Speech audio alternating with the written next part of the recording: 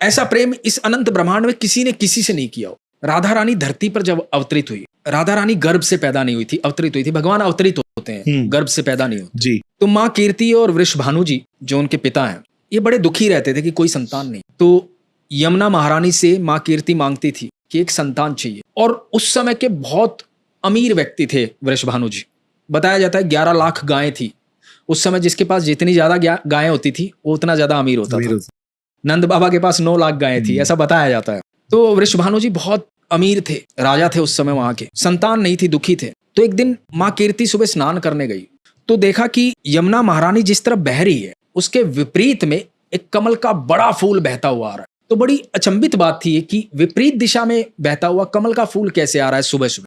और वो बहता बहता माँ कीर्ति तक पहुंचा। फूल के अंदर प्रकाश था।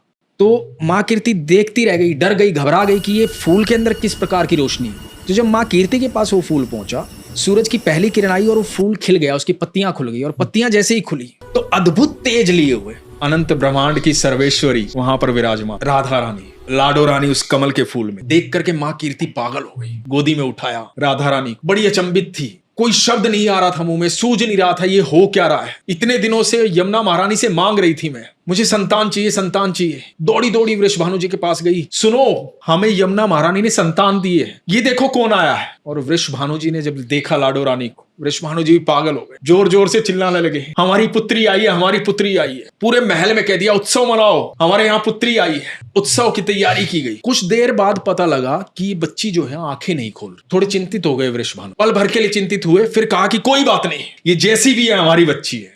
वैद्य को बुलाया गया, वैद्य से पूछा गया। वैद्य ने कहा कि आंखें खुली नहीं रही है, ऐसी ही रहेगी। वृषभानु जी ने कहा कि कोई बात, मेरी संतान है, जैसी है वैसी है, मेरी प्रिय है ये। और समय बीतने लगा। कहा जाता है करीबन 11.5 महीने के बाद यहाँ जेल में कंस के यहाँ, देवकी और वसुदेव के यहाँ अनंत ब्रह्मांड का मालिक धरती पर आता कृष्ण को लेकर के वसुदेव नंद बाबा के घर आते, नंद बाबा को सौंप। इधर जब नंद बाबा के यहाँ कृष्ण आ जाते हैं तो नंद बाबा उत्सव मनाते, बड़े उत्सव की तैयारी होती है कि मेरे यहाँ पुत्र ने जन्म लिया। तो उस उत्सव में न्योता भेजा जाता है वृषभानु जी को, अपनी लाडो रानी के साथ उस उत्सव में आते हैं। इधर वृषभानु जी, माँ कीर्ति और हाथ में छोटी सी बच्ची, और उधर पालने में झूलते हैं हमारे ठाकुर जी। तो माँ कीर्ति की गोदी में छटपटाती है लाडो, नीचे उतरती है, पहली बार धरती पर पैर रखती है और अपने घुटनों के बल चलती चलती पालने तक जाती है। और जब पालने तक पहुंचती है, वहां आंखें मूंदे ठाकुर जो लेटे हुए हैं, जब पालने पर लाडो रानी पहुंचती है तो ठाकुर जी की आंखें खुलती। जब ठाकुर जी की आंखें खुलती हैं तो इधर लाडो रानी की आंखें खुलती हैं। मनी मन बात होती है कि इतने महीनों से इंतजार कर रही थी तुम्हारा। तो ठाकुर जी मनी मन कहते हैं मैं भी तो तड़प रहा था वहां वैकुंठ में यहाँ आने के लिए। तो इतना अद्भुत प्रेम कि उसके लिए इतना इंतजार।